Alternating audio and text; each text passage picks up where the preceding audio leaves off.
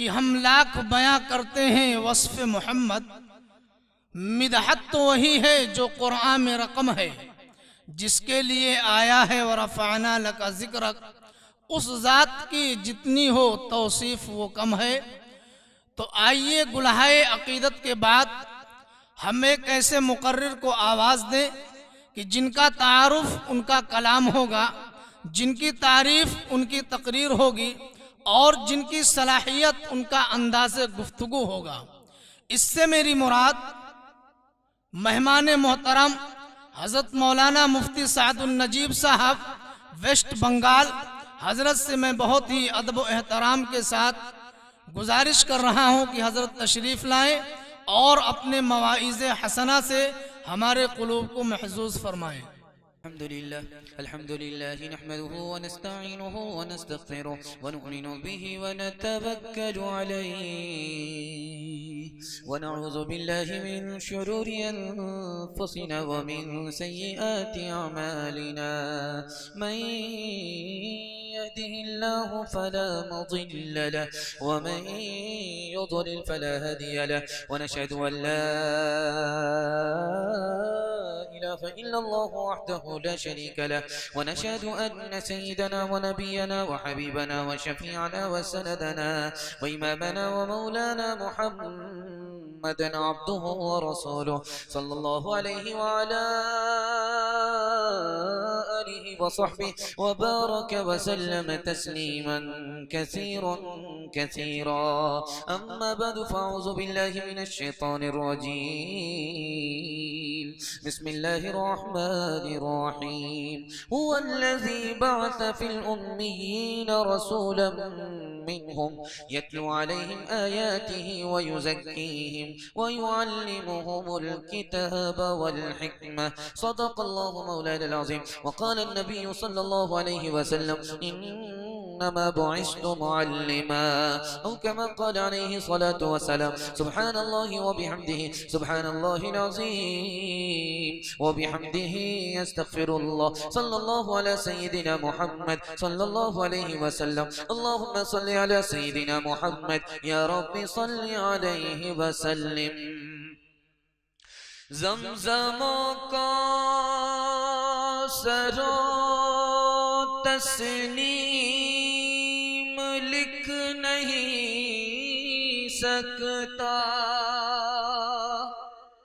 ऐ नबी आपकी ताज़ीम लिख नहीं सकता।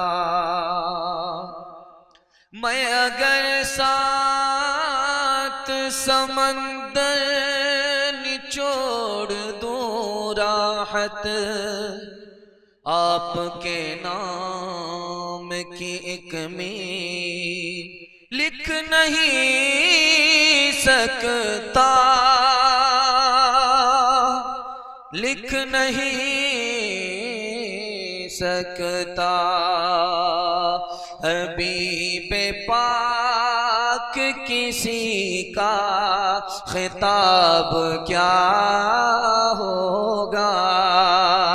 बोला जवाब है उनका जवाब क्या होगा। मदारे कार है हो बेरसूल पर वरना अमल हजार हो अच्छे सवाब क्या होगा। बहुत थका हुआ हौसला हारा हुआ पेशानी से हारा हुआ मजमा मेरे सामने है। थोड़ा सा हौसला बाकी है, दुआ तक पहुंचना है। और दुआ करता हूँ आगाज में कि अल्लाह हमारे सुनाने को आपके सुनने को बेहद कबूल फरमाए। यहाँ से लेकर के वहां तक दोनों हाथ से हाथ उठा करके वादा कीजिए कि हम लोग सुनने के लिए तैयार हैं। दोनों हाथ उठाइए इंशाअल्लाह। नबी का नाम आगे होगा, नबी का काम पीछे होगा। हाथ उठाइए इंशाअल्लाह। खैर, आपकी बेदारी को टटोलने के लिए बीच बीच में सवाल आता रहेगा। इससे मुझे अंदाजा होगा कि मेरे पैगाम की हिफाजत हो रही है या मेरा पैगाम ज़ाये हो रहा है। 3 सवालों से मैं अपने पैगाम को शुरू करने के लिए जा रहा हूं। जिस दुनिया में हम आबाद हैं, ये दुनिया बड़ी है या छोटी है? ये मेरा पहला सवाल है। दूसरा सवाल है, जन्नत में जाने वाले 3 तरह के लोग होंगे, पहला और दूसरा तीसरा आदमी कौन होगा?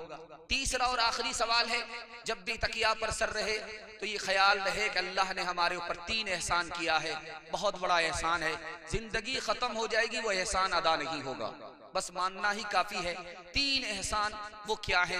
ये मेरा आखिरी सवाल है। सुनने के लिए मुकम्मल तैयार है? दोनों हाथ उठा दीजिए इंशाअल्लाह। 3 सवालों से मेरा पैगाम शुरू हो रहा है।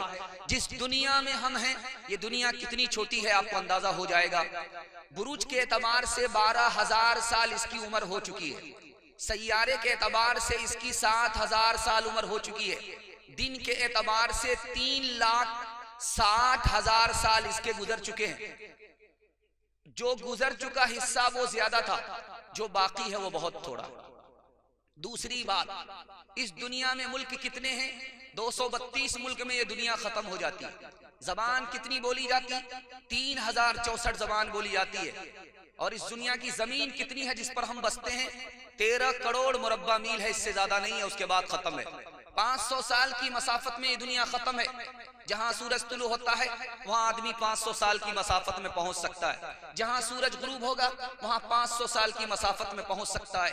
300 हिस्से में दुनिया के पानी ही पानी है, 190 हिस्से में याजूज माजूज आबाद है, 10 हिस्से में बाकी इंसान आबाद है। इससे अंदाजा कीजिए हमारी तादाद कितनी छोटी है। दरिया के अंदर अल्लाह ने 600 मखलूक पैदा किया, दरिया से बाहर 400 मखलूक पैदा किया। दुनिया इतनी छोटी, अल्लाह के दरबार में जब सारी दुनिया के लोग जमा होंगे 120 सफ में जमा होंगे। अल्लाह का शुक्र है 80 सफ हमारे नबी की आखिरी उम्मत की होगी। 3 तरह के लोग जन्नत में जाने वाले। पहला आदमी जो जन्नत में जाएगा उसका हिसाब किताब ही नहीं होगा, बेहिसाब चला जाएगा। खुश नसीब, दुआ कीजिए अल्लाह उनमें हम सबको शामिल फरमाए।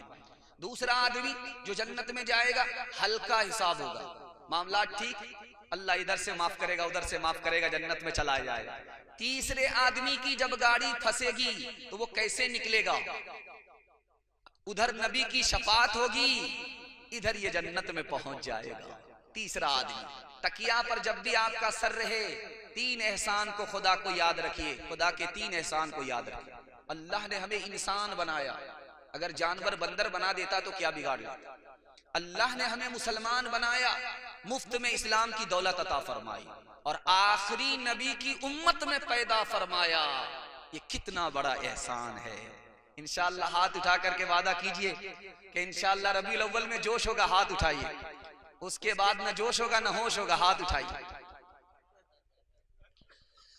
जब जुबान मुस्तफा ने हिलाई, जब जुबान मुस्तफा ने हिलाई, लब पे अल्लाह की बात आई, बज़ में कौनैन पहले सजाई गई, फिर तेरी जात मंजर पे लाई गई। सैयदुल अव्वली सैयदुल आखिरी, सैयदुल अव्वली सैयदुल आखिरी, तुझसा कोई नहीं, तुझसा कोई नहीं। हाथ तकिया है, हाथ तकिया है बिस्तर चटाई, और हिस्से में सारी खुदाई।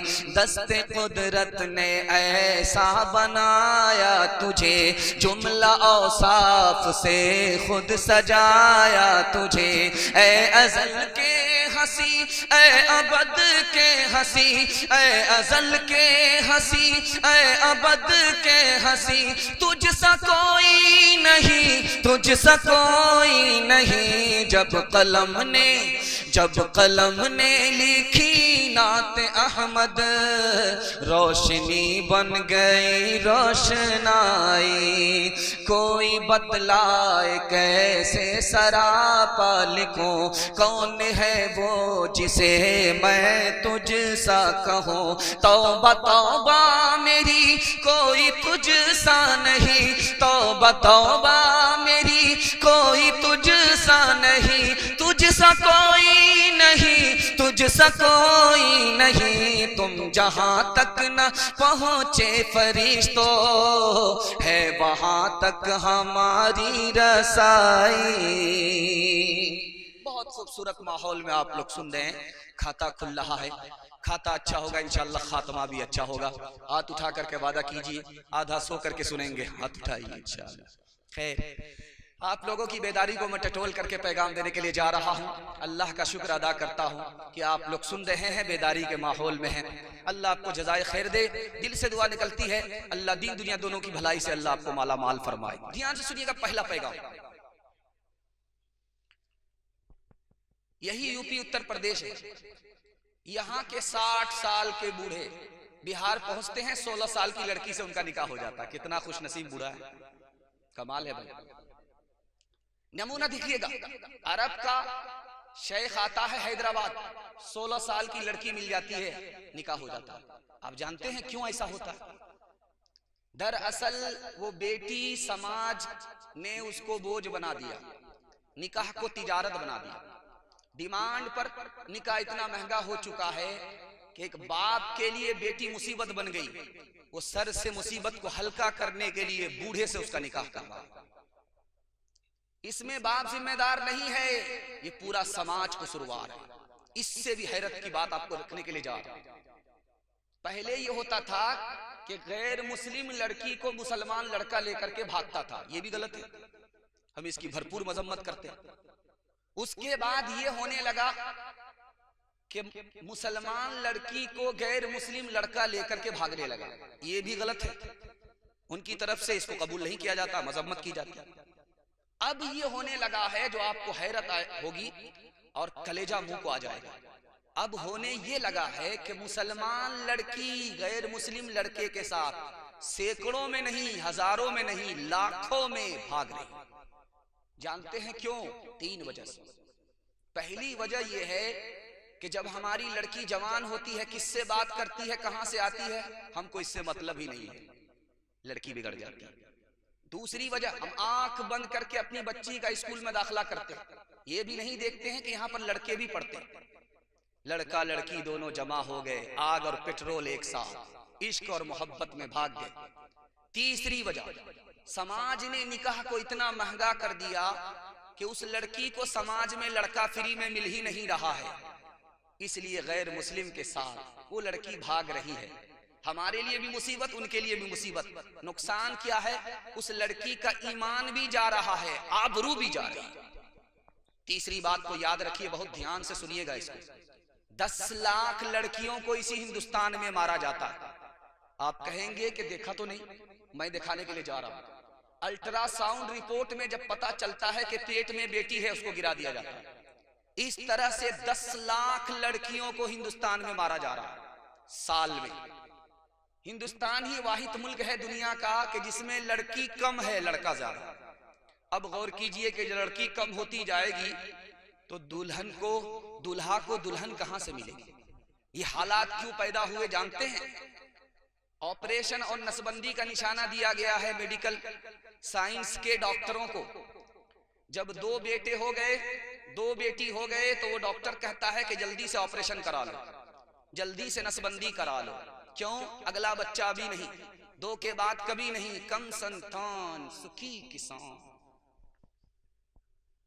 ई कदर आ कदर, ई कदर आ कदर। 1 दर्जन बेटा आ गए, न बाप घबरा रहा है न माँ घबरा रही है, कोई मसला नहीं, बेटे पर बेटा हो रहा है, कोई घबरा नहीं रहे। क्योंकि माल आएगा, नीयत में फतूर है, माल आएगा तो न माँ घबरा रही है न बाप घबरा रहा। जैसे ही 2 बेटी के बाद तीसरी बेटी का नंबर आया तो माँ से ज्यादा बाप परेशान है। लगता है कि पिछले साल माँ ने पैदा किया, इस साल यही बाप पैदा करे। मामला क्या है मैं दिखाने के लिए जा रहा हूं कि बेटी ज्यादा पैदा होगी, मालदार हो गरीब हो जाओगे, गरीब हो कभी मालदार नहीं बनोगे। कुर्बान जाइए, सीरत का जलसा है, पैगाम देने के लिए जा रहा हूं। अल्लाह के रसूल ने कहा, मालदार बनना चाहते हो 2 आसान रास्ते हैं, कबूल कर लो मालदार बन जाओ। तजर्बे से ये बात साबित है। आप दिखाइए कोई आदि हज करके आया हो वो गरीब हो गया हो, दिखाइए, आप साबित नहीं कर सकते। हाँ, ये तो होता है कि पहले लाखपति था अब करोड़पति हो गया, ये तो होता है, लेकिन ऐसा कभी आपने नहीं देखा होगा जो हज में गया वहां से वापिस आया गरीब हो गया। इसी तरह से ऐसा भी बहुत कम होता है। कुंवारा था, जेब में फूटी कौड़ी नहीं थी, जैसे ही निकाह हुआ बच्चे की किस्मत से, बीवी की किस्मत से माला माल हो गया। दो रास्ते हैं मालदार बनने के, निकाह का रास्ता और हज का रास्ता। इंशाअल्लाह दोनों को कबूल करते हैं, हाथ उठाइए। सब काम पहले होगा, हज और निकाह बाद में होगा, हाथ उठाइए इंशाअल्लाह। ध्यान से सुनिएगा, आखिरी बात आपके सामने रखने के लिए जा रहा हूं। हम गरीब हैं या हम गनी हैं, ये दिखाने के लिए जा रहा हूं। तेजी से सुनिएगा, डिस ब्रेक मार करके हमारी तरफ तवज्जो कीजिएगा। 7 खून वैसे भी आपका माफ है, उससे ज्यादा गलती कीजिएगा सीधे जनाजा पढ़ करके जाएंगे। ध्यान से सुनिएगा, दिखाने के लिए जा रहा हूं कि ये जो गुटखा हमारे जवान खा रहे हैं और थूक रहे हैं, आपको अंदाजा है इसमें कितना पैसा थूका जा रहा है? सिंध के जवानों ने 12 अरब रुपया गुटखा में थूक दिया है। ये जो सिगरेट और हुक्का का बाना दिल का धुआं निकाला जाता है, आपने गौर किया इस पर कितना पैसा हमारे जवानों ने फूका है? हमारे जवानों ने सिगरेट में 35 बिलियन डॉलर फूक दिया। शराब में कितना पैसा बहाया गया आपको अंदाजा है? 400 बिलियन डॉलर। अल्लाह ने हमें गरीब बनाया था, हम अपने चाल से गरीब हो गए। बाप से बेटा ने पूछा है, अब्बा हुजूर ये बताइए कि आपने अपनी शादी में कितना पैसा खर्च किया? तो बाप ने कहा बेटा याद नहीं है, लेकिन कर्ज लेना पड़ा था और अभी तक कर्ज चुका रहा हूं, कर्ज अदा नहीं हुआ है। एक मिसाल पर पैगाम खत्म कर रहा हूं। शादी से ठीक एक रात पहले लड़का फोन करता है लड़की को कि तुम्हारे बाप की औकात है मुझको 4 चक्का देने की? तो लड़की का जवाब सुनो। लड़की ने कहा कि मेरे बाप को हवाई जहाज देने की औकात है, तुम्हारे बाप को एयरपोर्ट बनाने की औकात है, तो बताओ। अपने आमाल बद थे जिल्लत मिली, हमको दुनिया से कोई शिकायत नहीं। अपने आमाल बद थे जिल्लत मिली, हमको दुनिया से कोई शिकायत नहीं। तेरी रहमत के साए में सब जीते हैं, कौन है जिस पे तेरी इनायत नहीं। मेरे अल्लाह ईमान सलामत रहे, मेरे दिल में कोई और हसरत नहीं। अपने आमाल बद पे जिल्लत मिली। एक पैगाम खत्म हुआ, दूसरा पैगाम आ रहा है सीरत की रोशनी में। आप लोग दोनों हाथ से सुनने के लिए तैयार हैं? दोनों हाथ उठाइए इंशाअल्लाह। आमदनी 58 होगी, खर्चा रुपया होगा, हाथ उठाइए इंशाअल्लाह। जिन लोगों का वोटर लिस्ट में नाम नहीं है वही हाथ उठा रहा है। खैर ध्यान दीजिएगा, आप लोग बेदार ज्यादा हो गए हैं, बेदार कम, जो कम बेदार है वो कम है। अल्लाह का शुक्र है, दीन दुनिया दोनों के भलाई से अल्लाह को माला माल फरमाए। ध्यान से सुनिएगा, दूसरा पैगाम आपकी खिदमत में आ रहा है। हमारे नबी ने पूरी जिंदगी में कितनी जंग लड़ी है? 27। सिर्फ 27 जंग हमारे नबी ने लड़ी है। कितने लोग जख्मी हुए थे? 127। कितने लोग गिरफ्तार हुए थे? 6500। जिस दिन गिरफ्तार हुए थे उसी दिन रिहा हो गए। 127 आदमी जख्मी हुए और मारे गए दोनों तरफ से कितने लोग? 1018। अब मैं आपको दिखाने के लिए जा रहा हूं, हमारे नबी की जंग है, जख्मी कितने हैं? 127। आजाद हुए गिरफ्तार होने के बाद 6500, मारे गए दोनों तरफ से 1018। लेकिन पहली जंग अजीम हुई है, तोप से लड़ने वालों ने लड़ी है। कितने लोग मारे गए?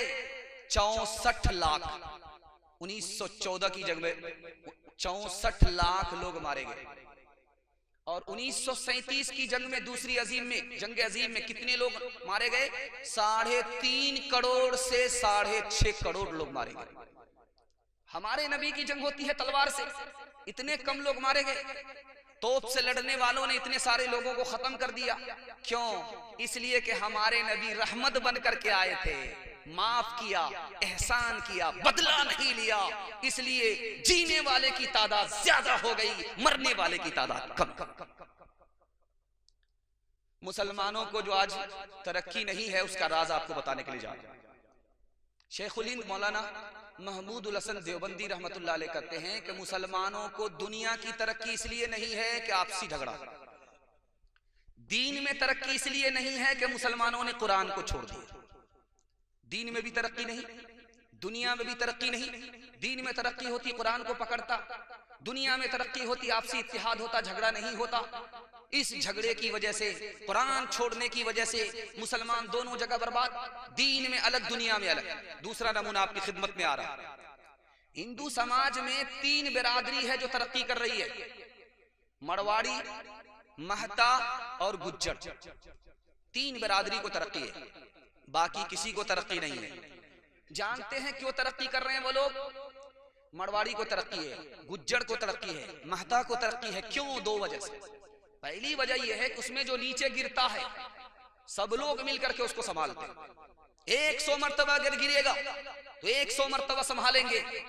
और हमारी बिरादरी में अगर कोई ऊपर जा रहा है उसकी टांग खींच करके बराबर करेंगे कि बेटा इतनी जल्दी ऊपर जाने की जरूरत नहीं है।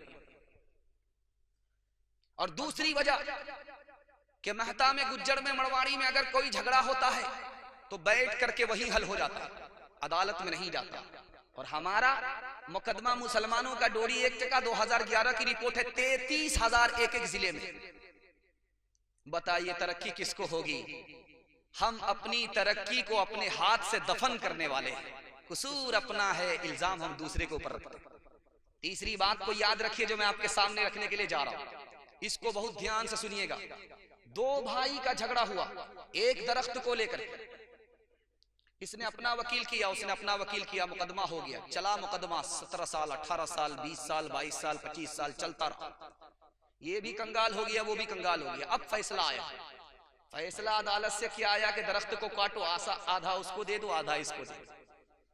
अब उसकी जेब में पैसा नहीं दरख्त कटाने के लिए, और इसकी जेब में पैसा नहीं दरख्त कटाने के लिए। तीसरी और आखिरी मिसाल आपके सामने रखने के लिए जा रहा हूं। एक मुसलमान दूसरे मुसलमान की मस्जिद में गया है नमाज पढ़ने के लिए।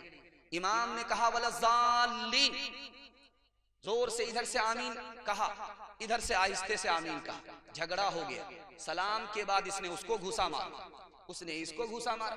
इसकी तरफदारी में 10 खड़े हो गए, उसकी तरफदारी में 10 खड़े हो गए। अल्लाह के घर में 2 तबका मुसलमानों का लहू लहान हो गया। अभी ये मुल्क आजाद नहीं हुआ है। कांधला का किस्सा है। अंग्रेज हाकिम है, अंग्रेज की अदालत में 2 मुसलमानों का झगड़ा आया। 15 मिनट तक उसको समझ में नहीं आया कि यह आमीन जमीन का नाम है कि मकान का नाम।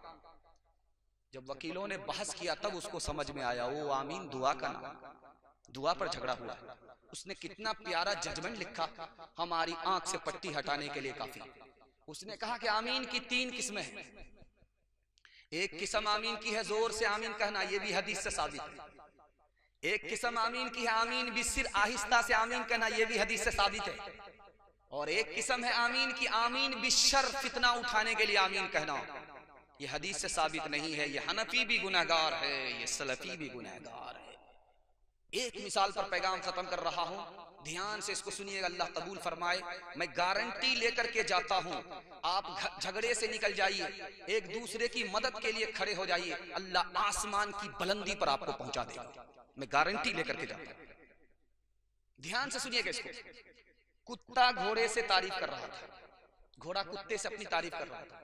यार मेरे अंदर क्या खूबी है, टाप मारता हूं, मेरी टाप की धूल आसमान को चली जाती है। तो कुत्ता बोला कि ये कोई बड़ी बात नहीं, इससे बढ़कर के मेरे अंदर कमाल है, जब मैं दौड़ता हूं मेरे पैर की धूल अर्श को चली जाती है। छोटा मुंह बड़ी बात कर रहा है, ठीक है मुकाबला हो जाए।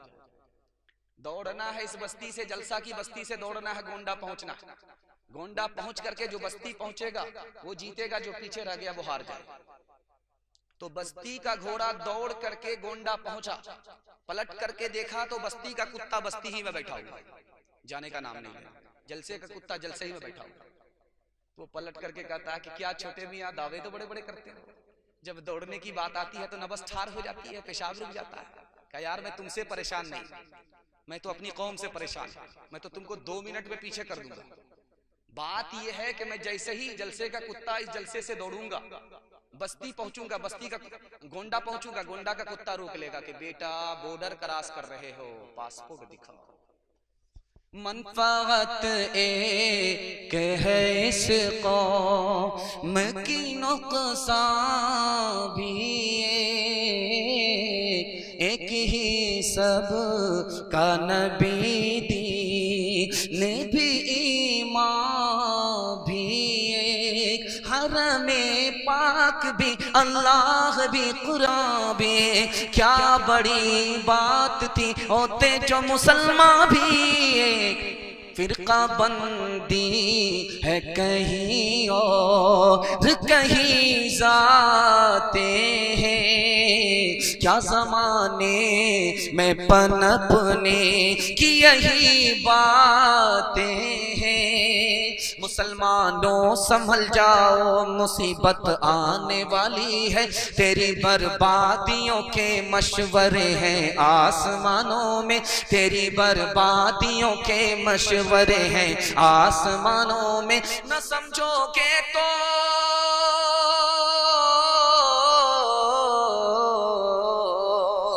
न समझोगे तो मिट जाओगे हिंदोस्तां वालों, तुम्हारी दास्तां तक भी न होगी दास्तानों में, तुम्हारी दास्तां तक भी न होगी दास्तानों में।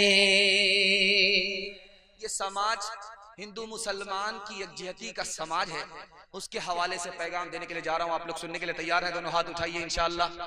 जब मुकदमा हार जाएंगे तब भाई को माफ करेंगे, हाथ उठाइए इंशाअल्लाह। दो चार पांच आदमी पटड़ी तो छोड़ ही रहे हैं। एक तो हम हाफ पागल हैं कि 11 बज जाने के बाद बैठे, आप फुल पागल हैं कि घर जाने का नाम ही नहीं ले रहे हैं। दो पागलों का इस्तेमाल हो रहा है, अल्लाह कबूल फरमाए। ध्यान से सुनिएगा, तीसरा मुताला आपकी खिदमत में लेकर के आ रहा हूं, तेजी के साथ निकल जाएगा। मोहम्मद बिन कासिम हिंदुस्तान आए, सिंध को फतह किया। जानते हैं अपने खजाने में सरकारी 3% पैसा रखा किसके लिए? आप सोचेंगे मस्जिद के लिए, नहीं, मंदिर के लिए रखा कि यहाँ के हिंदू समाज को इजाजत होगी वो नया मंदिर सरकार से पैसा लेकर के, मोहम्मद बिन कासिम मुसलमान से पैसा लेकर के मंदिर बना सकते, जो पुराना मंदिर है उसकी मरम्मत कर सकते। दूसरा नमूना आपकी खिदमत में लेकर के आ रहा हूं। बाबर बादशाह ने अपने बेटे हुमायूं को नसीहत किया कि बेटा, इस हिंदुस्तान में हिंदू मुसलमान दोनों एक साथ जीते हैं। जिस तरह तुम मोहब्बत की निगाह से मस्जिद को देखते हो, नफरत की निगाह मत उठाना मंदिर के ऊपर। मंदिर के ऊपर अगर नफरत की निगाह उठाओगे तो तुमको हिंदू समाज से दोस्ती नहीं रहेगी, दुश्मनी हो जाएगी। तीसरी मिसाल आपके सामने रखने के लिए जा रहा हूं। इस हिंदुस्तान का टाइगर था, उसका नाम था टीपू सुल्तान। दुआ कीजिए अल्लाह उनकी कब्र को नूर से भर दे। 156 मंदिर यहाँ के हिंदू समाज को टीपू सुल्तान ने दिया। 156 मंदिर। 156 मंदिर का मतलब यह है कि एक मंदिर को 100 एकड़ जायदाद दिया। गौर कीजिए कि कितना बड़ा हिस्सा टीपू सुल्तान ने जागीर की सूरत में, मंदिर की सूरत में हिंदू समाज को अता किया। 156 मंदिर। यहाँ के औरंगजेब के बारे में मशहूर है कि वो मंदिर तोड़ता था, लेकिन उनसे पूछिए कि मंदिर तोड़ करके बनाता क्या था? मंदिर ही बनाता था। कमाल है भाई। इलाहाबाद हाई कोर्ट की रिपोर्ट है कि औरंगजेब बादशाह ने हिंदू समाज को जो मंदिर दिया, उसमें एक मंदिर है महाकाली मंदिर, उज्जैन में है। दूसरा मंदिर है बालाजी मंदिर, ये चित्रकूट में है। इसी तरह कामाख्या मंदिर गुवाहाटी में है। इसी तरह जैन मंदिर गरनार में है। देहरादून में गुरुद्वारा राम राय है। सैकड़ों मंदिर देने वाला औरंगजेब है। अब औरंगजेब ने अगर मंदिर तोड़ा तो मस्जिद को भी तोड़ा। जानते हैं क्यों तोड़ा? मंदिर में चोर ला करके चोरी करके दौलत छुपा देता था। मुसलमान चोर मस्जिद में दौलत ला करके चोरी करके छुपा देता था। तो औरंगजेब ने कहा यह मंदिर नहीं है, ये डाकुओं की पनाह है। न रहे बांस न बजेगी बांसुरी। मंदिर भी तोड़ दिया, मस्जिद भी तोड़ दिया। एक मिसाल आपके सामने आ रही है, ध्यान से सुनिएगा। आप लोग अजमेर जाते हैं, अजमेर की जो जामा मस्जिद है आज भी मौजूद है। एक पुराने जमाने की मस्जिद है। उसमें देखिए कि उस मस्जिद में नक्शा मंदिर का, जैन मंदिर का नक्शा। आप बोलेंगे मस्जिद के नक्शे से बननी चाहिए, लेकिन हिंदू मुसलमान मंदिर मस्जिद को इतना एहतराम की निगाह से देखता था कि मस्जिद बन रही है मंदिर के नक्शे। देहरादून जाइए, वहां पर एक पुराना मंदिर है, 1439 ईस्वी का मंदिर है। 1439 ईस्वी का मंदिर है। उस मंदिर में नक्शा मस्जिद का है। मंदिर बन रहा है मस्जिद के नक्शे से, और मस्जिद बन रही है मंदिर के नक्शे से। इससे बढ़कर के भाईचारा और क्या होगा। पांचवा नमूना आपकी खिदमत में लेकर के आ रहा हूं, ध्यान से इसको सुनिएगा। मुरारजी भाई देसाई इस हिंदुस्तान के वजीर आजम थे। सोमनाथ में देखा कि एक मंदिर आबाद है, सोमनाथ में देखा कि बगल में मस्जिद वीरान है। मुसलमानों से हाथ जोड़ करके कहा, मैं अपनी जेब से तनख्वाह दूंगा, तुम एक मुअज्जिन दे दो, एक इमाम दे दो। मैं नहीं चाहता हूं कि मंदिर आबाद रहे मस्जिद वीरान हो जाए, मैं चाहता हूं कि अल्लाह का घर मस्जिद आबाद रहे, वीरान ना रहे। आखिरी नमूना आपकी खिदमत में लेकर के आ रहा हूं, आप लोग सुनने के लिए मुकम्मल तैयार है? दोनों हाथ से हाथ उठाइए इंशाअल्लाह। शिवाजी और औरंगजेब ने मुकाबला किया। शिवाजी नवाब थे, औरंगजेब बादशाह थे। औरंगजेब ने शिवाजी को घेर लिया चारों तरफ से। शिवाजी का राशन खत्म हो गया तो माँ से कहा शिवाजी ने कि औरंगजेब ने में जो मेरे खून का प्यासा है मुझको घेर रखा है, राशन खत्म हो गया, क्या करें? तो माँ ने कहा बेटा परेशान होने की जरूरत नहीं है, औरंगजेब से मशवरा करो। माँ वो मेरे खून का प्यासा है, जान का दुश्मन, मुझसे मशवरा करूं? कहा बेटा मैं तुम्हारा वो दुश्मन जरूर है लेकिन वो मुसलमान है, तुमको गलत मशवरा नहीं देगा। शिवाजी खड़े हो गए झंडा लेकर। औरंगजेब ने पूछा बात क्या है? का राशन खत्म हो गया, अब क्या करें? का परेशान होने की जरूरत नहीं है, 10 साल के लिए जंग बंद कर लो, उसके बाद तैयारी करना, फिर मुकाबला। सादुल्ला जो औरंगजेब बादशाह के वजीर थे कहा हुजूर वो तो 10 साल में मोटा हो जाएगा, आपको शिकस्त दे देगा। तो औरंगजेब ने कहा कि मेरे नबी ने 10 साल के लिए अपने दुश्मन से जंग बंद किया था, मैं अपने नबी की सुन्नत पर खड़ा हूं, मुझे यकीन है कि वो मुझे शिकस्त नहीं दे सकता। 10 साल के बाद जब शिवाजी ने मुकाबला किया औरंगजेब से तो शिवाजी गिरफ्तार हो। अब औरंगजेब ने कहा कि इनके साथ क्या किया जाए, मार दिया जाए या छोड़ दिया जाए? तो लोगों ने कहा हुजूर ये कट्टर दुश्मन है, इसको मार दिया जाए। औरंगजेब ने कहा नहीं, हमारे नबी ने कहा जो कौम का सरदार है उसकी इज्जत करो, इसलिए जान की माफी दे दी औरंगजेब बादशाह ने। इससे बढ़कर के भाईचारा और क्या होगा। इंशाअल्लाह उस खुशहाल हिंदुस्तान को हम अपनी दुआ से और दवा से वापस करेंगे। हाथ उठा करके वादा कीजिए इंशाअल्लाह। तेरा इतिहास है खून में लथड़ा हुआ तो अभी तक है दुनिया में पिछड़ा हुआ। तेरा इतिहास है खून में लथड़ा हुआ तो अभी तक है दुनिया में पिछड़ा हुआ। तूने अपनों को अपना न जाना कभी, तूने इंसान को इंसान माना कभी। अपने अंदर जरा झांक मेरे वतन, अपने ऐबों को मत ढांप मेरे वतन। ध्यान से सुनिएगा, भाईचारे के हवाले से 2-3 नमूने आपकी खिदमत में लेकर के आ रहा हूं। उम्मीद है कि आप इसको कबूल करेंगे। दिल से दुआ देता हूं अल्लाह हमारे सुनाने को आपके सुनने को बेहद कबूल फरमाए। आप देखेंगे मुसलमान के घर में जब कौवा बैठता है तो मुसलमान औरत कहती हैं कि पूरब तरफ से कौवा बोल रहा है, लगता है कि दामाद आ रहा है, मुर्गे में चूना लगाए। पश्चिम तरफ से अगर कौवा बोले तो मुसलमान औरत कहती हैं कि लगता है कि समधी आ रहा है। इंसाफ से बताइए कि 1000 कौवे बाजार में बोलते हैं, कितने दामाद आते हैं, कितने समधी आते हैं? अच्छा ये बात आई कहां से, ये राज आपके सामने रखने के लिए जा रहा हूं। इससे बढ़कर के भाईचारे की मिसाल और क्या होगा। गैर मुस्लिमों के घर की चीज है ये। हिंदी दोहे में एक बात मशहूर हुई है कि कौवा खबर लेकर के आता, वो गैर मुस्लिमों के घर की चीज थी, मुसलमान के घर आ गई। और इतना पुराना हिंदुस्तान, वो पुराना ख्याल इस्लाम के आने के बाद भी खत्म नहीं हो रहा है। इससे बढ़कर के और मिसाल क्या होगी। कागा आए मुडेर पर भेजे कौन संदेश, कागा आए मुडेर पर भेजे कौन संदेश। भैया के संग इस बरस, भैया के संग इस बरस भाभी गई विदेश, भाभी गई विदेश। एक बात और याद रखिए, दिखाने के लिए जा रहा हूं। आप देखेंगे मोटरसाइकिल से बहुत रफ्तार के साथ आदमी जाता है, बीच में से कुत्ता पास करता है, कोई मसला नहीं। जैसे ही बिल्ली रास्ता काटती है न बस ठार हो गई, पेशाब रुक जाता, आगे नहीं बढ़ता। मोटरसाइकिल बंद करके 20 बार इधर थूक रहा, 20 बार इधर थूक रहा। जानते हैं क्यों? ख्याल ये बैठा है दिमाग में कि आगे खतरा होगा। याद रखिए, आगे खतरा होगा अपने गुनाह की वजह से। ये हिंदू समाज का भी ख्याल है, मुसलमान समाज का भी ख्याल है। देखिए दोनों एक बराबर, इस ख्याल में दोनों बराबर दिखाने के लिए जा रहे हैं। हिंदू समाज भी कहता है जो मुकद्दर का लिखा हुआ वो मिट नहीं सकता। आगे अगर खतरा होगा तो अपने गुनाह की वजह से होगा, आगे अगर वो खतरा टल जाएगा तो अपनी नेकी और सदके की वजह से टल जाएगा। घर की जली बन में गई, बन में लागी आग। घर की जली बन में गई, बन में लागी आग। बन बेचारा क्या करे, बन बेचारा क्या करे, जो है हमारे भाग, जो है हमारे भाग। एक बात और याद रखिए, तेजी के साथ जलसा निकल रहा है, आपको अल्लाह आपको जज़ाए खैर दे। मैं तो घबरा गया था कि आप लोग खा पी करके बैठे हैं, पता नहीं साथ दे पाएंगे कि नहीं। आप हिंदुस्तान में होंगे या कब्रिस्तान में? अल्लाह का शुक्र है आप हिंदुस्तान में पिंडाल के नीचे जिंदा।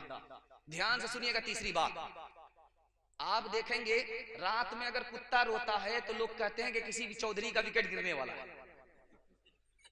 किसी चौधरी का विकेट गिरेगा। जल्ले तू जलाल तू इस बला को टाल तू। जो चौधरी फूटी कौड़ी गरीब को नहीं देता, अल्लाह करिए बला टल जाए जल्दी ही से। धरती का बोझ है, जल्दी से धरती से उठ जाए। मामला वो नहीं है, मामला ये है कि कुत्ता जो बोलता है किसी चौधरी के विकेट गिरने के लिए नहीं बोलता, आसमान से उतरने वाली बला को वो देख लेता है। वो रोता इसलिए है कि गेहूं के साथ घुन भी पीसा जाता है। अगर ये इंसान मारे जाएंगे तो उसके साथ ये कुत्ता भी मारा जाएगा। वो मासूम हमें खबरदार करता है। जैसे मैं बैठा हूं आपके सामने, एक चौधरी डिंग मार रहा था, एक पैसा भी किसी गरीब को वो देता नहीं, लेकिन तारीफ अपनी बहुत सुनना चाहता था। वो बोला अपने चमचा से कि देखो मेरी हथेली में बाल क्यों नहीं है। हुजूर इसमें पूछने की क्या बात है, आप सखावत करते हैं, सखावत करते करते आपके हथेली के बाल घिस गए। बहुत बड़ा चमचा था। उसने कहा कि अच्छा तुम बेवकूफ बना रहे हो, तुम्हारी हथेली में बाल क्यों नहीं है? कहा कसूर आपका देते देते घिस गया, मेरा लेते लेते घिस गया। अच्छा मैं इतना बड़ा उल्लू का पट्टा भैंस का अंडा हूं, इतना बड़ा जो मजमा है जलसा सुन रहा है, उन लोगों की हथेली में बाल नहीं। का हुजूर इसका भी जवाब है, आपका देते देते घिस गया, मेरा लेते लेते घिस गया। इन लोगों को कुछ नहीं मिलता, हमारे अफसोस के हाथ मलते मलते इन लोगों का घिस गया। 8 गांव के चौधरी, 12 गांव के राव। 8 गांव के चौधरी, 12 गांव के राव। अपने काम नाओ तो, अपने काम नाओ तो, ऐसी तैसी में जाओ, ऐसी तैसी में जाओ। आखिरी दोहा सुना रहा हूं, इसलिए सुना रहा हूं कि मुसलमानों ने जबान के नाम पर नफरत नहीं की। अमीर खुसरू के बारे में दुआ कीजिए, अल्लाह उनकी कब्र को नूर से भर दे। हिंदी शायर थे, मुसलमान होकर के हिंदी शायर थे। मुसलमानों ने जबान से मोहब्बत किया, नफरत नहीं किया। हिंदी भी मुसलमानों की जबान, अमीर खुसरू हिंदी शायर। उर्दू भी मुसलमान की जबान। क्यों? हिंदी उर्दू दोनों मुल्क की जबान। इससे बढ़कर के वफादारी क्या होगी कि बाहर से जो मुसलमान आए थे कौन सी जबान लेकर के आए थे? फारसी। और यहाँ के मुसलमान क्या जबान बोल रहे हैं आपको अंदाजा है? उर्दू बोल रहे हैं। तो क्या मतलब हुआ? बाहर की जबान को मुसलमानों ने छोड़ दिया, मुल्क हिंदुस्तान की जबान को मुसलमानों ने पकड़ लिया। ध्यान से इसको सुनिएगा। 4 लड़की कुएं से पानी भर रही थी, अमीर खुसरू गुजर रहे थे। अमीर खुसरू ने कहा बेटी प्यास लगी है, पानी पिला दो। कहा कि आप शायर आदमी, आपको फ्री में पानी नहीं पिला। कहा क्या मतलब? कहा शेर सुनाइए तब आपको पानी पिलाता। तो आपने पूछा कि तुम्हारी फरमाइश क्या है? मुझको खीर खाना पसंद है, खीर पर मिश्रा करें। दूसरी लड़की ने कहा कि मेरी माँ चरखा चलाती है, कपड़ा बुनती है, चरखा पर मिश्रा करें। तीसरी लड़की ने कहा कि मेरे घर में कुत्ता है, रात भर जागता है, घर की हिफाजत करता है, कुत्ते पर मिश्रा कर दीजिए। चौथी लड़की ने कहा कि मेरा बाप मुहर्रम में ढोल इस तरह बजाता है कि वो ढोल उसी साल फट जाए। मुहर्रम के ढोल के बारे में मिसरा कही। तो 4 लड़की की फरमाइश को अमीर खुसरू ने 2 मिसरे में पेश किया। खीर पकाई जतन से चरखा दिया जलाए, खीर पकाई जतन से, चरखा दिया जलाए, आया कुत्ता खा गया, आया कुत्ता खा गया, बैठ के ढोल बजा, ला पानी पिला। धर्म मेरा इस्लाम है, भारत जन्म स्थान, वजू करूं अजमेर में, वजू करूं अजमेर में, काशी में अशनान, काशी में अशनान।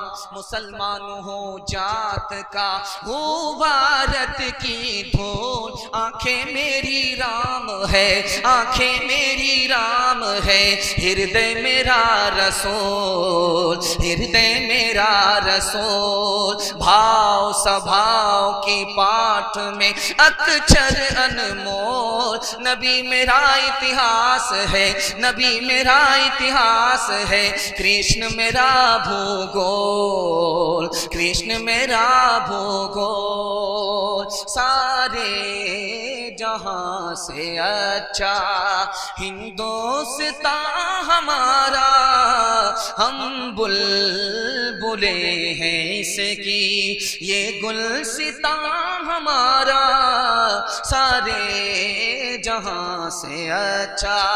मजहब नहीं सिखाता आपस में बैर रखना, हिंदी है हम वतन है, हिंदुस्तान हमारा, सारे जहां से अच्छा।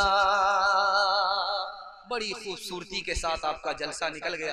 आपकी पेशानी की चमक बता रही है कि आप बेदार हैं, मुकम्मल बेदार हैं। अल्लाह इस मोहब्बत को सलामत रखे। चौथा पैगाम आपकी खिदमत में लेकर के आ रहा हूं, सुनने के लिए मुकम्मल तैयार है? दोनों हाथ उठाइए इंशाअल्लाह। मोबाइल से फुर्सत मिलेगी तब मस्जिद आएंगे, हाथ उठाइए इंशाअल्लाह। ध्यान से सुनिएगा। हजरत आयशा रजी अल्लाह अन्हा नबी सल्लल्लाहु अलैहि वसल्लम के सामने बैठी हुई, आजान की सदा लगी मस्जिद से। अल्लाह के रसूल ने पूछा, मन अंती, तू कौन है? मैं आयशा हूं। कहा, तू कौन आयशा है? कहा, अबू बकर की बेटी। कहा, कौन अबू बकर? कहा, अबू कहाफा के बेटे। कौन अबू कहाफा के बेटे? डर के मारे भाग गए। बाद में आकर के पूछा, या रसूल अल्लाह, मैं बीवी आपकी आयशा, आपने नहीं पहचाना? अबू बकर यारे गार आपने नहीं पहचाना? अबू कहाफा मेरे दादा आपने नहीं पहचाना? अल्लाह के रसूल का तारीखी जुमला देखिए। अल्लाह के रसूल ने फरमाया, आयशा, जब मस्जिद से सदा उठती है तो मैं सिर्फ खुदा को पहचानता हूं, किसी को नहीं पहचानता। सहाबी सामने से गुजरे सलाम बोल करके, अल्लाह के रसूल ने जवाब नहीं दिया। सहाबी का पैर देर देर से उठ रहा है, मायूस होकर के जा रहा। अल्लाह के रसूल को अंदाजा हुआ, बुलाया, कहा कि देखो मैं तुमसे नाराज नहीं, बात ये थी कि तुमने मुझे सलाम किया, सलाम अल्लाह का नाम है। उस वक्त मेरा वजू नहीं था, मैं नहीं चाहता था कि अल्लाह का नाम मेरी जबान से अदा हो, मेरा वजू तक ना हो। तीसरी मिसाल आपके सामने रखने के लिए जा रहा हूं, ध्यान से सुनिएगा। हजरत अबू बकर ने एक यहूदी को जोर से मुंह पर तमाचा मारा। वो यहूदी डायरेक्ट नबी की खिदमत में आ गया, शिकायत। अल्लाह के रसूल ने तलब किया, अबू बकर क्यों तुमने इस बेचारे को तमाचा मारा? कहा, हुजूर ये बेचारा नहीं है, ये खुदा को गरीब बता रहा था और खुद को गनी बता रहा था। खुदा की बेअदबी की वजह से मैंने तमाचा मारा, अगर आपकी इजाजत होती तो मैं गर्दन उड़ा देता। चौथा नमूना आपकी खिदमत में लेकर के आ रहा हूं, बहुत ध्यान से सुनिएगा। हजरत उमर की अदालत में चोर लाया गया है, चोरी में पकड़ा गया, का हाथ काट डालो। चोर गिड़गिड़ाने लगा, रोने लगा, हुजूर पहली गलती है, माफ कर दो। हजरत उमर ने कहा, ऐसा हो ही नहीं सकता, मेरा खुदा अपने बंदे को पहली गलती पर नहीं पकड़ता, जब बार बार गलती पर वो संभलता नहीं है तब पकड़ा जाता है। तू झूठ बोलता है, मेरा खुदा सच्चा है। चौथा नमूना आपकी खिदमत में लेकर के आ रहा हूं, ध्यान से इसको सुनिएगा। आप लाल किला जाइए, वहां पर एक मस्जिद है, उस मस्जिद का नाम है मोती मस्जिद। उसी मस्जिद में औरंगजेब बादशाह नमाज पढ़ते थे, इमाम नमाज पढ़ाता था। जब औरंगजेब आए नमाज पढ़ने के लिए तो वक्त हो चुका था, बोर्ड देख लिया, इमाम इंतजार कर रहा है। तो औरंगजेब ने कहा कि वक्त हो चुका है, आप इंतजार कर रहे हो, किसका इंतजार कर रहे हो? तो इमाम ने अदब से कहा कि हुजूर आपका इंतजार कर रहे हैं। कहा, तुम निकल जाओ मेरी मस्जिद से, मेरा इमाम वो है जो मेरे खुदा के लिए नमाज पढ़ाए, मेरा इमाम वो नहीं हो सकता जो बादशाह के लिए नमाज पढ़ाए। आखिरी नमूना आपकी खिदमत में देता हूं, ध्यान से सुनिएगा। हजरत यूसुफ से कहा जेलर ने कि मुझे आपसे मोहब्बत है। कहा मुझसे मोहब्बत मत करना, मेरी फूफी ने मुझसे मोहब्बत किया था, मेरे ऊपर चोरी का इल्जाम लगा। मेरे बाप ने मुझसे मोहब्बत किया था, मेरे भाइयों ने मुझे कुएं में डाला। जुलेखा ने मुझसे मोहब्बत किया, मैं आज जेल के अंदर सजा काट रहा। मोहब्बत करनी है तो खुदा से करो, वरना मुसीबत ही मुसीबत तुम्हें गले लग जाएगी। आखिरी मिसाल दे रहा हूं, ध्यान से इसको सुनिएगा। हजरत मूसा अलैहिस्सलाम ने कहा मेरे परवरदिगार, जिंदगी तो ठीक है, ये मौत की मुसीबत क्यों मुसल्लत कर दी? कहे मूसा तुम बंदे हो, तुम्हें पता नहीं, ये मौत मैंने इसलिए रखी ताकि खुदा के बंदे की खुदा से मुलाकात हो जाए। कहे मेरे परवरदिगार, ये तंदुरुस्ती तो ठीक है, ये बीमारी का अजाब क्यों मुसल्लत कर दिया? कहे मूसा तुम्हें समझ में नहीं आता, बीमारी मैंने इसलिए रखी है ताकि मेरा बंदा मुझे भूल न जाए। कहा मेरे परवरदिगार, मालदारी तो समझ में आती है, ये गरीबी नहीं समझ में आती। कहे मूसा मैंने गरीबी इसलिए रखी है ताकि मेरी नेमत का मेरा बंदा शुक्र अदा करे। कहा मेरे परवरदिगार, जन्नत समझ में आती है, जहन्नम समझ में नहीं आता। कहा मूसा जहन्नम अगर नहीं रखता तो मेरे अजाब से कौन डरता हो? मैं हकीम हूं, हिकमत से मैंने इस दुनिया को बनाया। इंशाअल्लाह राहत में बाप दादा पुकारेंगे, हाथ उठाइए इंशाअल्लाह। मुसीबत में खुदा खुदा करेंगे, हाथ उठाइए इंशाअल्लाह। राहत में बाप दादा और मुसीबत में खुदा खुदा, तो खुदा सुनेगा नहीं सुनेगा, हर हाल में अपने खुदा को याद रखेंगे, हाथ उठाइए इंशाअल्लाह।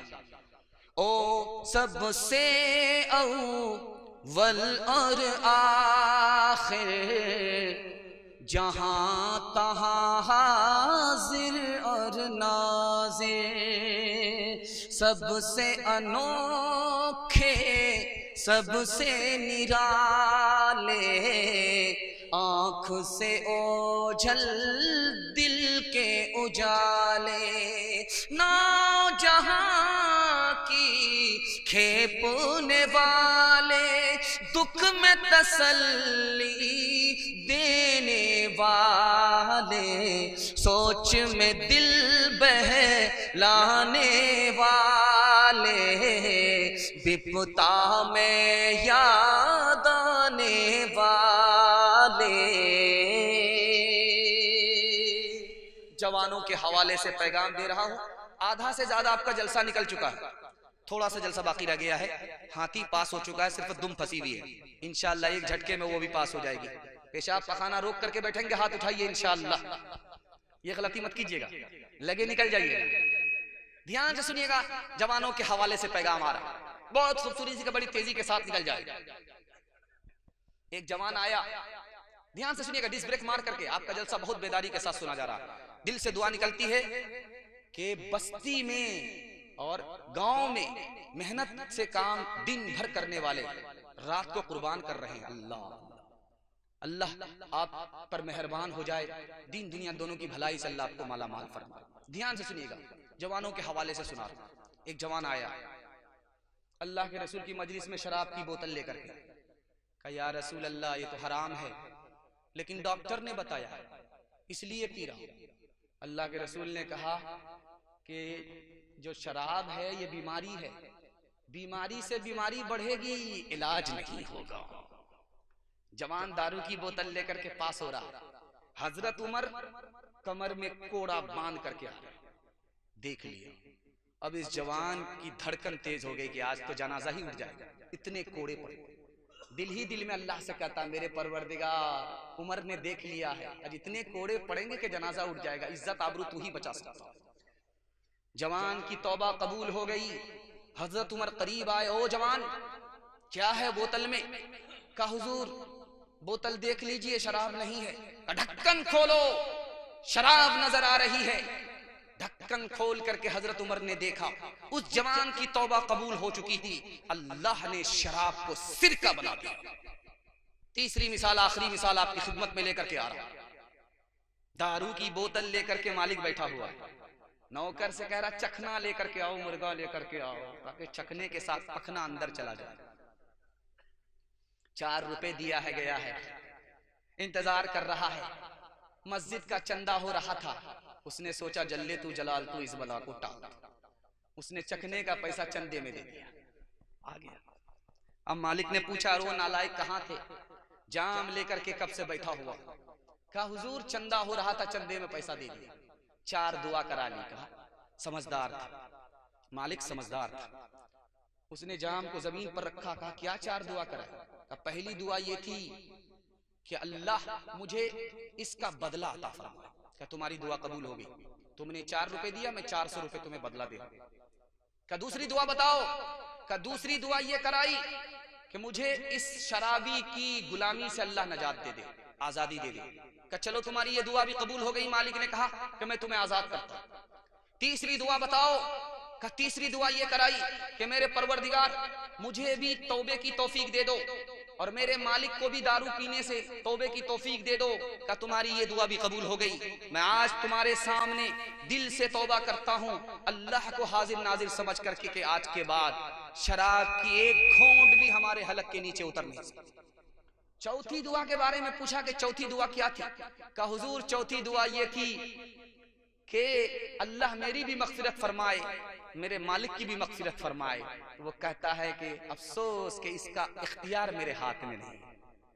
जब वो रात में सोया, अल्लाह की बशारत हुई कि मेरे बंदे जो तेरे बस में था वो तूने किया, मैं खुदा होकर के कादिर होकर के वो काम ना करूं जो मेरे बस में है। चलो मैंने उसकी भी मग़फ़िरत फरमाई, तुम्हारी भी मग़फ़िरत फरमाई। ध्यान से सुनिएगा, दूसरा नमूना आपकी खिदमत में लेकर के आ रहा। रात के सन्नाटे में जवान एक लड़की के पास आया तो लड़की को समझ में आ गया कि दाल में काला नहीं है, पूरी दाल काली मालूम हो रही है, इसकी नीयत ठीक नहीं। कहा किस लिए आए? कहा जिना के लिए आए। कहा जिना के लिए आए हो? जरा बाहर देखो कोई जाग तो नहीं रहा। एक बार गया, देख करके आया सब सो रहे।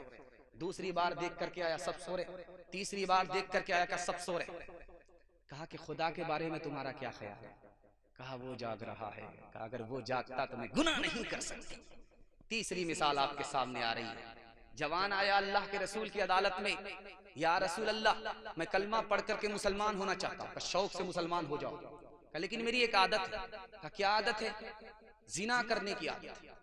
वो इजाजत दे दो, मैं कलमा पढ़ लूंगा। अल्लाह के रसूल हकीम थे, हिकमत से बात किया, अक्लमंद से अकल से बात किया। कहा तुम पढ़ो शौक से कलमा, मैं तुमको इजाजत देता हूँ। जवान खुश हो गया, एक वक्त में दोनों काम होंगे, इस्लाम भी कबूल कर लूंगा, जिना भी करता रहूंगा। अल्लाह के रसूल ने मुबारकबादी देने के बाद कहा 4 औरत को छोड़ करके जिससे चाहो मुंह काला करो। वो किसी की माँ ना हो, वो किसी की बेटी ना हो, वो किसी की बीवी ना हो, वो किसी की बहन ना हो। या रसूल अल्लाह आप इजाजत दे रहे हो या जाल में फंसा रहे हो? इसके बाद तो कोई औरत ही नहीं बचती है। तो अल्लाह के रसूल ने कहा कि ओ जवान, तुम्हारी माँ के साथ कोई अगर मुंह काला करे उसको दुनिया में नहीं रहने दोगे। तुम्हारी बेटी के साथ कोई मुंह काला करे उसका कीमा बना दोगे। तुम्हारी बहन और बीवी के साथ कोई मुंह काला करे उसको फांसी पर चढ़ा दोगे। लेकिन याद रखो, तुम जिसके साथ मुंह काला कर रहे हो वो भी किसी की माँ है, वो भी किसी की बेटी है, वो भी किसी की बहन है, वो भी किसी की जोरू है। 2 मिसाल पर पैगाम को खत्म कर रहा हूं। आप सुनते हैं जर्मनी में क्रिकेट नहीं खेला जाता, पूरी दुनिया में क्रिकेट खेला जा रहा है और सबसे ज्यादा हिंदुस्तान में क्रिकेट खेला जा रहा है। जिसको जाना भी नहीं है वो भी क्रिकेट खेलता। अब तो विकलांग भी क्रिकेट खेलने लगे। पता नहीं ये कहां जाएंगे, ये कौन से शहंशाह बनेंगे, अल्लाह जाने क्या बुखार है। विकलांग भी क्रिकेट खेलने लगे। तो जर्मनी एक वाहिद मुल्क है जिसमें क्रिकेट नहीं खेला जाता। जानते हैं क्यों? ये राज आपको बता रहा हूं। जर्मनी का हिटलर आया क्रिकेट के मैदान में, टेस्ट मैच चल रहा था। कहा कि भाई क्या हुआ, कौन जीता कौन हारा? कहा हुजूर 3 दिन हो गए, 3 दिन और बाकी है, उसके बाद नतीजा आएगा कि कौन जीत रहा कौन हार रहा। हिटलर ने कहा कमीने कहीं के इस खेल को बंद करो। 11 बंदर नाचते हैं, बाकी सारे मदारी तमाशाई होते हैं। 11 तो काम के हैं, बाकी सब निकम्मे हो जाते हैं। आज के बाद हमारे इस मुल्क में कोई क्रिकेट नहीं खेलेगा। क्रिकेट का बल्ला जिस लड़के के हाथ में आ जाए, तजर्बा देख लीजिए, पढ़ करके नहीं देगा। ध्यान से सुनिएगा, आखिरी बात। हारून रशीद का दरबार है। एक जवान आया, सुई गाड़ करके धागे का निशाना ले रहा है। निशाना ले करके नाक से धागा पास कर, इधर से ताली बजी, उधर से ताली बजी। हारून रशीद ने कहा कि 10 रुपया इनाम दो, 10 जूते मारो। अब लोगों के कान खड़े हुए कि जूते क्यों मारा जा रहा है? तो कहा ये नालायक करतब के चक्कर में अपनी जिंदगी लाइफ को बर्बाद कर दिया और खुद भिखारी होकर के रह गया। अगर ये पढ़ने लिखने में अपने वक्त को लगाता, आज कितना कीमती होता कि खुद भी संभलता, पूरी कौम को संभाल देता। हाथ उठा करके वादा कीजिए इंशाअल्लाह, दारू से, शराब से, जिना से और गाने बजाने से हमारा समाज पाक होगा। हाथ उठाइए इंशाअल्लाह, बिल्कुल सही जा रहा। आज गुनाह करेंगे, कल फुर्सत से तौबा कर लेंगे। हाथ उठाइए इंशाअल्लाह। फिर यहाँ फंसे, सोच रहे थे कि मुकम्मल निकल जाए। जवानों को जरा परवाह नहीं बे एतदाली की, बुढ़ापे में नतीजे के ये नादान देखेंगे। तेरी दीवानगी पर तरस आता है मुझे अकबर, कोई दिन वो भी होगा हम तुझे इंसान देखेंगे। कौम से मैं की सिफारिश क्या करूं, कौम से मैं की सिफारिश क्या करूं, नेक को शैतान कर देती है ये। कौम से मैं की सिफारिश क्या करूं, नेक को शैतान कर देती है ये। एक जौहर है फकत उसमें मुफीद, खुदकुशी आसान कर देती है ये। दर्स था यकसां मगर वो तो मसीही ही रहे, तुझ पे मजहब के एवज शैतान का काबू हो गया। एक ही बोतल से पी होटल में दोनों ने शराब, एक ही बोतल से पी होटल में दोनों ने शराब। लुत्फ मस्ती उनको आया और तू उल्लू हो गया। लुत्फ मस्ती उनको आया और तू उल्लू हो गया। गिलासों में जो डूबे फिर न उभरे जिंदगानी में, हजारों बह गए इन बोतलों के बंद पानी में। न कर बर्बाद अपनी जिंदगी बोतल के दीवाने, वो काटेगा बुढ़ापे में जो बोता है जवानी में। ये दारू का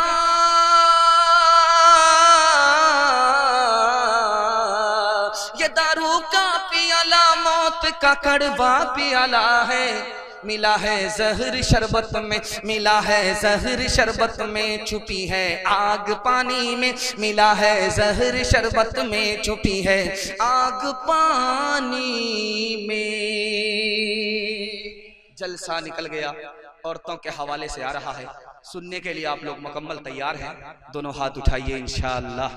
औरतों की लाठी से खबर लेंगे, हाथ उठाइए इंशाअल्लाह। खैर ध्यान से सुनिएगा, दाना पानी सब बंद हो जाएगा। ध्यान से सुनिएगा, औरतों के हवाले से आखिरी मरहले में पैगाम जलसा आपका पहुंच चुका है। उम्मीद नहीं थी, उम्मीद से ज्यादा आपने जलसे को निकाल दिया। बिल्कुल थोड़ा सा जलसा बाकी रह गया। औरतों के पैगाम के बाद जलसा खत्म हो जाए। 2 पैगाम सिर्फ बाकी रह गए औरतों के। 5-5 मिनट का पैगाम है, 10 मिनट के बाद आपका जलसा खत्म हो जाएगा।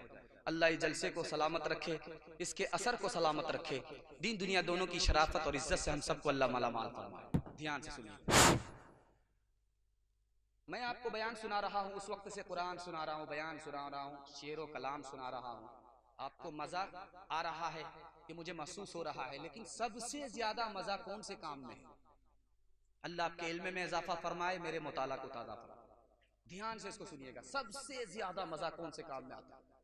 1965 से पहले मक्का मदीना इतना गरीब था कि यहाँ के हाजी सत्तू और आम लेकर के जाते थे। जब छिलका फेंकते थे तो वहां के बच्चे उस पर टूट पड़ते, उसको धो करके खा लेते। इतनी गरीबी थी। हमारे मुल्क से भी ज्यादा गरीब मक्का और मदीना के लोग थे। तो हिंदुस्तान और पाकिस्तान के हाजी जाते थे, छिलका फेंक करके आम के रस को गार करके सत्तू खाया करते, और उनके बच्चे उस पर टूट पड़ते थे। तो एक बच्चे का हाथ पकड़ा हिंदुस्तानी ने, कहा बेटा क्या मामला है? कहा कि इतनी गरीबी है कि हम लोगों को इस सिवाय इसके खाने को और कुछ नहीं। कहा बेटा तुम ऐसा करो, मेरे साथ रोजाना खाया करो खाना। हाजी खिलाते रहे, वो खाता रहा। जब एक दिन बाकी रह गया हिंदुस्तान वापस होने के लिए, तो उस बच्चे से कहा बेटा चलो मेरे साथ हिंदुस्तान, वहां आम ही नहीं आम का बाग पूरा पूरा मिलेगा खाने को, दशहरी आम, मलियाबाद का दशहरी आम तुमको खाने को मिले।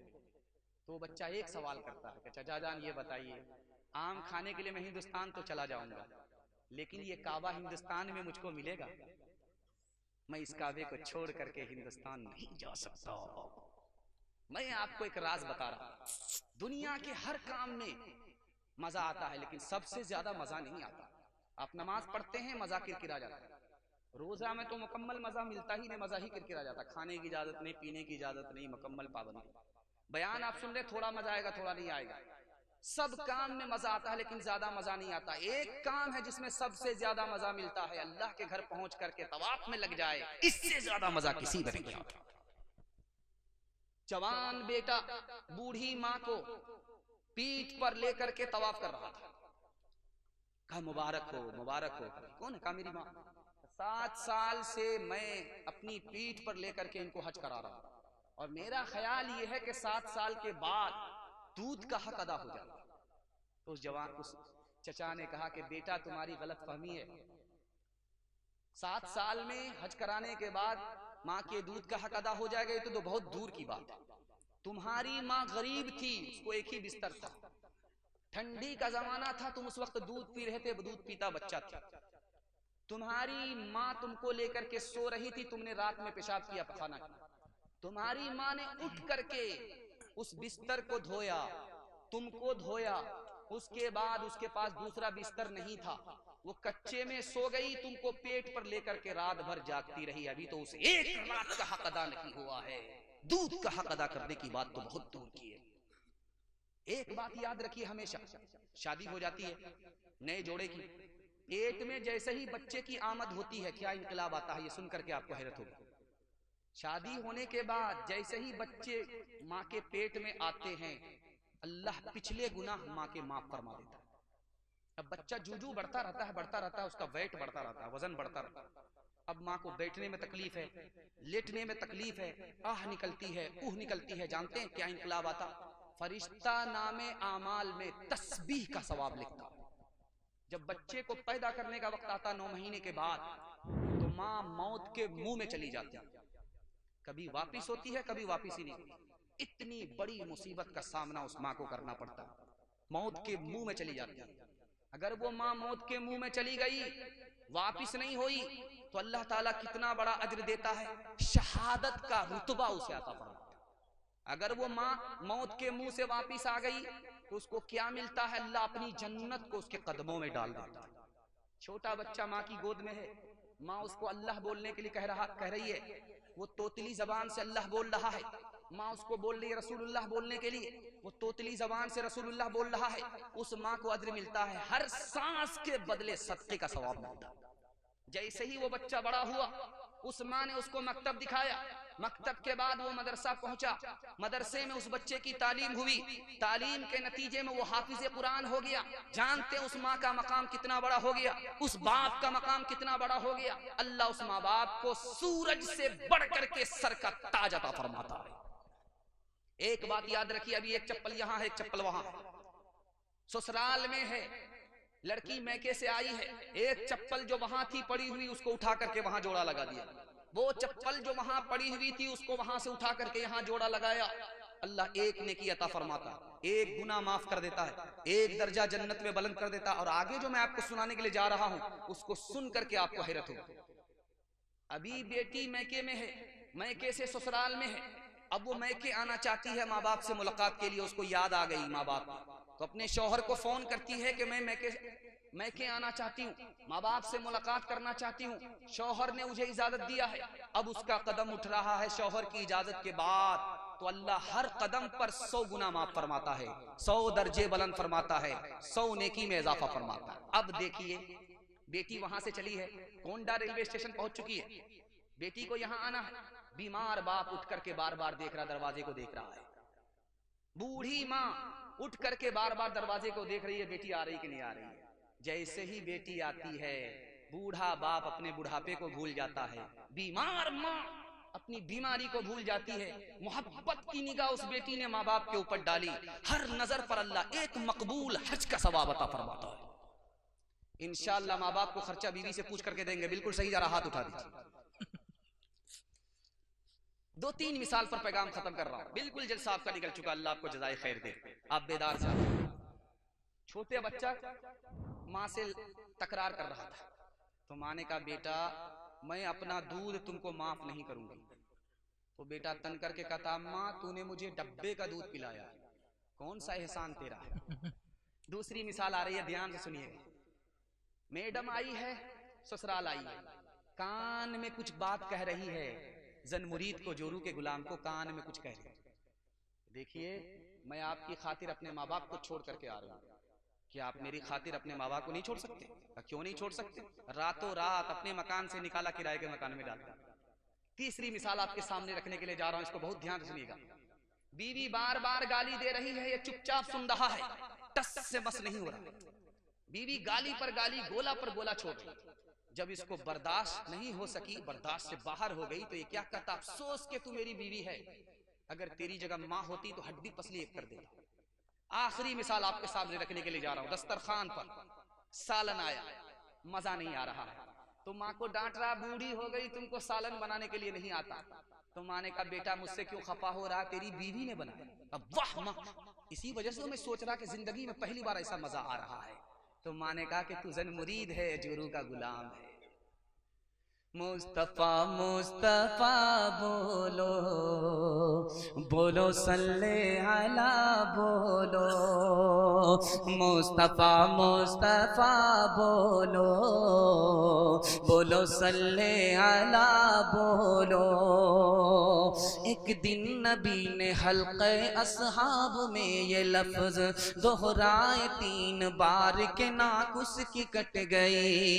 असहाब पूछते हैं वो बदबख्त कौन है, तौक़ीर जिसकी आपकी नजरों में घट गई। इरशाद यूं हुआ कि वो औलाद ना खलफ, घर जिसके जन्नत आ गई और पलट गई। माँ बाप का बुढ़ापे में जिसको न हो ख्याल, उस नासईद औलाद की किस्मत पलट गई। मुस्तफा मुस्तफा बोलो बोलो सल्ले अला बोलो। हर चीज तो मिल जाएगी बाजार में, लेकिन बाजार में लेकिन माँ बाप से बढ़कर कोई दौलत न मिलेगी। आंचल जो उठा कर के दुआ माँ तेरी कर दे, माँ तेरी कर दे। दुनिया हो या उक़बा कहीं जिल्लत न मिलेगी। माँ बाप की खिदमत में दिलो जान लुटाओ, कुरान का फरमान है तुम इसको निभाओ।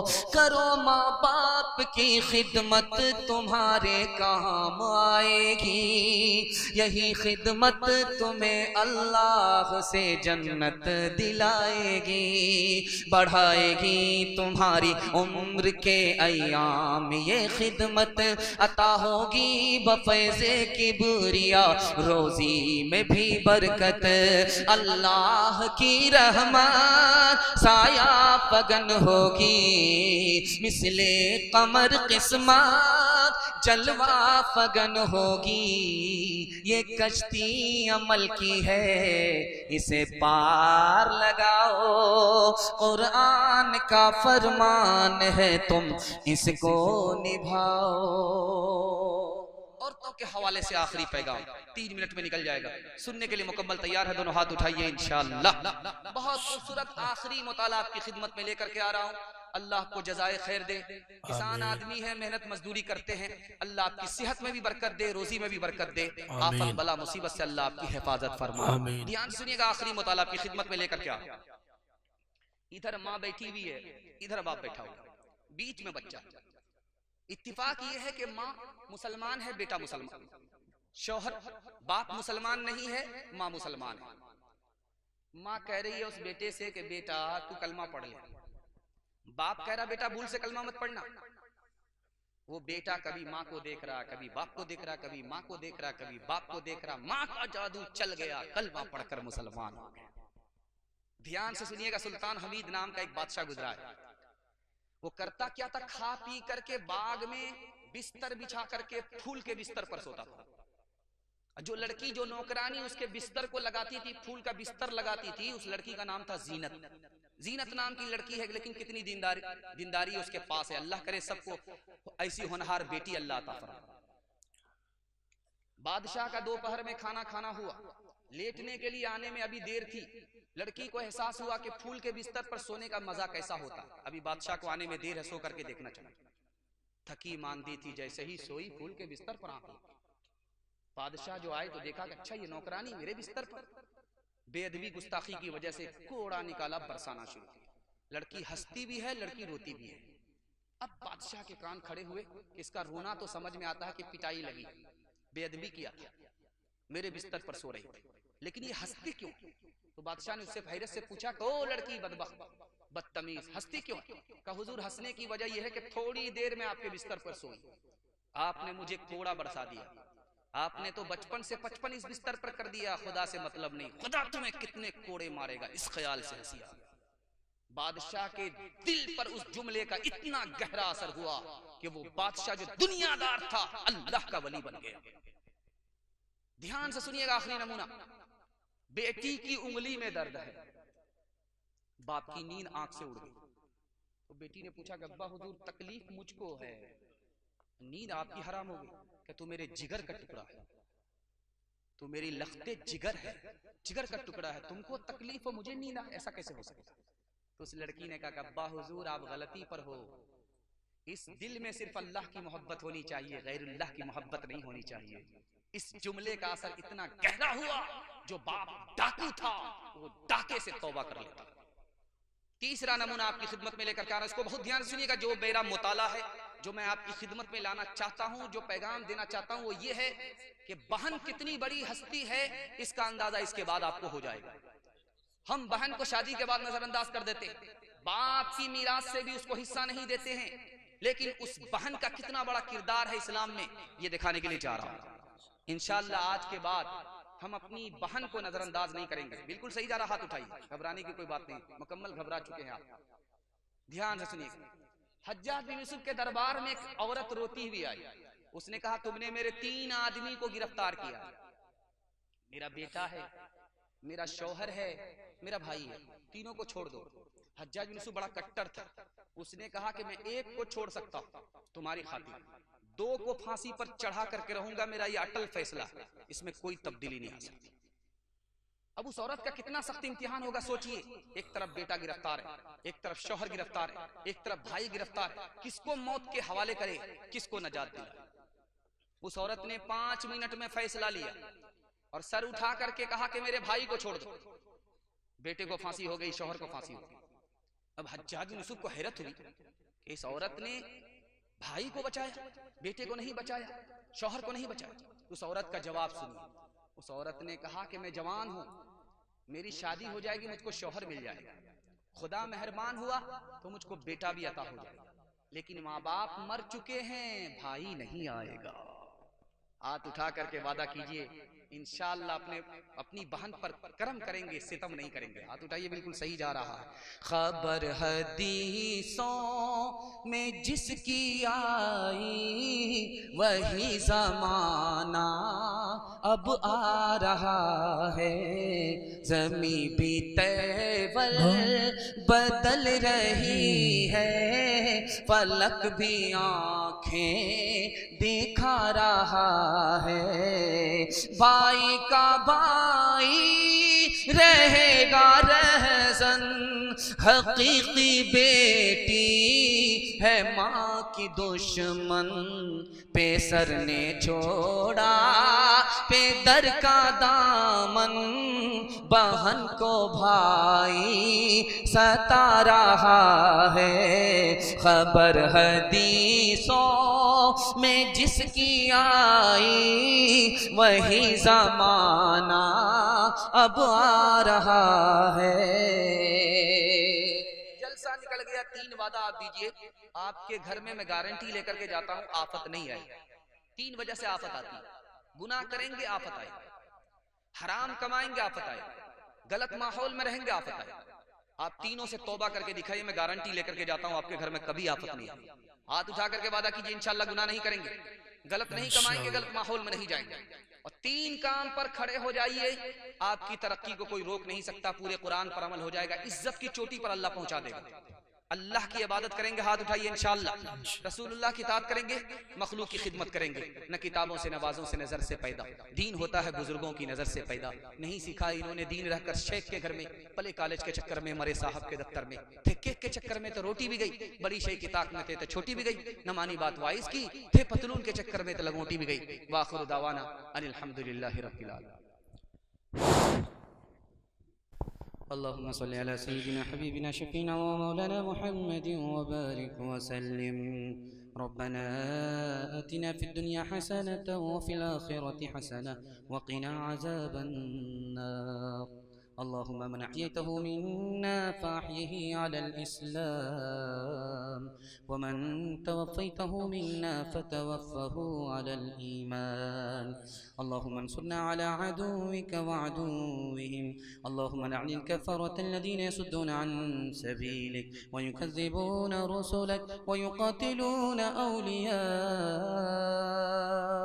अल्लाहुम्मा ख़ालिफ़ बैन कलिमतिहिम व ज़ल्ज़िल अक़दामहुम वअन्ज़िल बिहिम बअसक अल्लज़ी ला तरुद्दुहु अनिल क़ौमिल मुजरिमीन। या अल्लाह हमारे बूढ़ों को कबूल फरमा, हमारे बूढ़ों की उम्र में बरकत अता फरमा, उनकी सेहत में उम्र में बरकत अता फरमा, उनका साया तादीर कायम फरमा। जिस्मानी रूहानी तमाम बीमारियों से हमारे बूढ़ों को नजात अता फरमा। मौत से पहले पहले कलीमा और ईमान पर खात्मा नसीब फरमा। ए हमारे परवरदिगार, हमारे जवानों को कबूल फरमा, जायज़ रोज़गार अता फरमा, सेहत में बरकत अता फरमा, खिदमत के लिए कबूल फरमा, इताअत और इबादत के लिए कबूल फरमा, दुनिया की शराफत और आखिरत की इज़्ज़त अता फरमा, दीन का हाफिज़, दीन का मुहाफिज़ बना, दीन का दाई, दीन का शहदाई बना। ए हमारे परवरदिगार, हमारे जवानों को इज़्ज़त की चोटी पर पहुँचा दे। छोटे बच्चे, मिल्लत के बच्चे ए अल्लाह बड़ी तादाद में हैं, इनको इल्म और हुनर से महरूम ना फरमा, इनके मुस्तकबिल को रोशन फरमा, माँ बाप के दिल की मुराद पूरी फरमा। पर्दानशी हमारी माँ और बहनें हैं, ए हमारे परवरदिगार उनके ईमान की, उनकी आबरू की हिफाजत फरमा। ए हमारे परवरदिगार उनके ईमान की, आबरू की हिफाजत फरमा, जन्नत जाने वाली, जन्नत ले जाने वाली बना। ए हमारे परवरदिगार जो परेशान हाल है उनकी परेशानी को दूर फरमा, जो मकरूज़ हैं उन्हें कर्ज से नजात अता फरमा, जिन घरों में लड़कियां बेनिकाही हैं गैब से मुनासिब जोड़े का जल्द अज जल्द इंतज़ाम फरमा। जिन जवानों ने इस जलसे को सजाया बनाया, ए अल्लाह उन जवानों को कबूल फरमा, उनको सीरत और सूरत का गाजी और नमाजी बना। ए हमारे परवरदिगार हमारे जवानों को कबूल फरमा, उनको सीरत और सूरत का मालिक बना, ज़ाहिर और बातिन का एक और नेक बना, हाल को खुशहाल फरमा, मुस्तकबिल को रोशन फरमा, दीन की हिफाजत फरमा, जान की हिफाजत फरमा, अक़ल की हिफाजत फरमा, नस्ल की हिफाजत फरमा, मुल्क व माल मजहब की हिफाजत फरमा, मदारिस की हिफाजत फरमा, खानका की हिफाजत फरमा, मुसलमानों की इज़्ज़त आबरू की हिफाजत फरमा। ए हमारे परवरदिगार इस मुल्क को खुशहाल फरमा, इस मुल्क को तरक्की से माला माल फरमा, आपसी इख्तलाफ से, आपसी इंतशार से इसकी हिफाजत फरमा। अल्लाह इनके पुराने दिन को वापस फरमा, इसको खुशहाल फरमा, जो मांगा है वो भी अता फरमा, जो मांगने से रह गया वो भी अता फरमा, मांगने से ज़्यादा अता फरमा। अल्लाहुम्मा रहमना वरहमहुम फ़इन्नका खैरुर राहिमीन। اللهم انصرنا وانصرهم فإنك خير الناصرين. اللهم ارزقنا وارزقهم فإنك خير الرازقين. اللهم افتح لنا وافتح لهم فإنك خير الفاتحين. اللهم اصلح لنا واصلح لهم فإنك خير المصلحين. اللهم اعزنا واعزهم فإنك خير المعزين. ربنا تقبل منا إنك أنت السميع العليم، وتب علينا إنك أنت التواب الرحيم. وصلى الله تعالى على خير خلقه محمد وآله وصحبه أجمعين برحمتك يا أرحم الراحمين.